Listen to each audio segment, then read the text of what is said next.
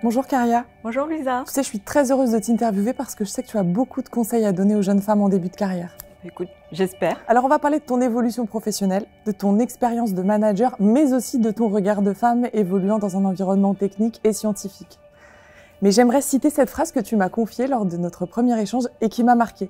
Puisque tu m'as dit, malgré toute la légitimité que j'ai, car je n'ai pas été positionnée là par hasard, j'ai aussi ce besoin de prouver que je suis une femme. Je pense que je travaille énormément. Je prépare énormément de choses pour démontrer que j'ai une maîtrise de mes sujets.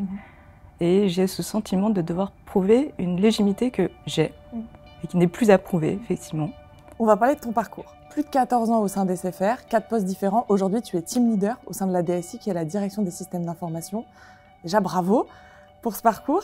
Et alors, est-ce que tu peux nous expliquer en quoi consiste le métier de team leader? Aujourd'hui, je suis responsable d'une équipe qui s'appelle Programme et Transformation.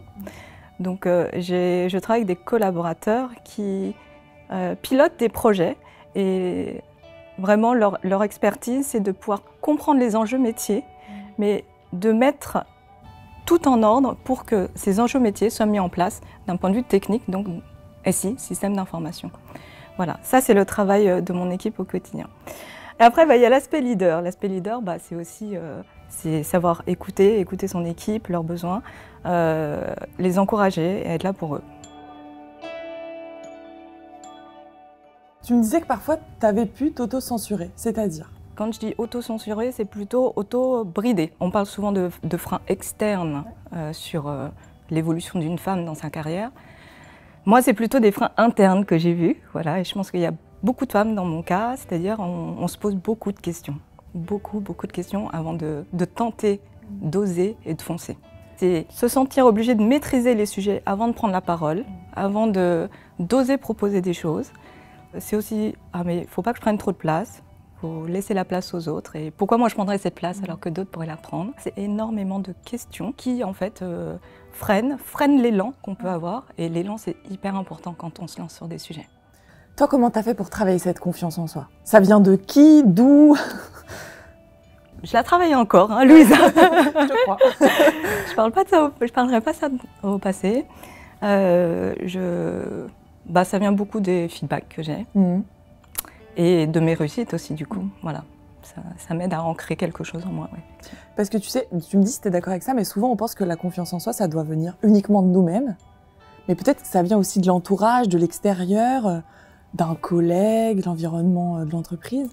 Moi, je pense que la confiance en soi, elle se crée très très jeune. Elle se crée très jeune, et quand ça se crée jeune, c'est aussi forcément par l'entourage qu'on a autour de nous. Moi, dans ma vie perso, dans ma vie professionnelle, c'est effectivement cet entourage qui m'aide au quotidien, parce que je sais que je peux compter sur eux, qui sont là pour me dire « Vas-y Caria, fonce, c'est maintenant qu'il faut y aller », ou alors au contraire « Mais là, tu te plantes complètement ».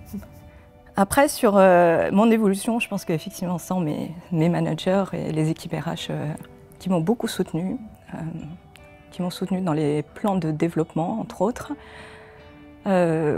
Spontanément, j'aurais peut-être pas fait toute cette démarche pour arriver à ce poste. Est-ce que durant ta carrière, aujourd'hui, tu as des modèles? Est-ce que tu as été inspirée par des femmes ou d'autres personnes?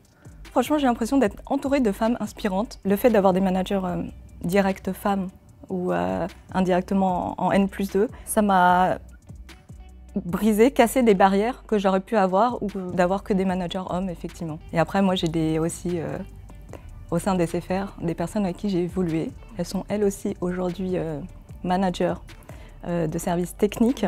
C'est des bons reflets pour avancer et peut-être prendre des conseils par-ci, par-là. Tout à fait, parce qu'effectivement, on va échanger sur des, justement, ces freins internes qu'on a.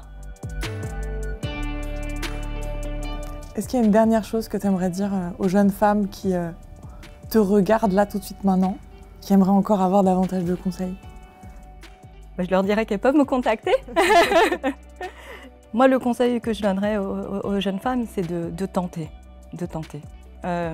On l'a déjà évoqué, en tant que femme, on se pose énormément de questions. On attend d'avoir les réponses à ces questions pour y aller.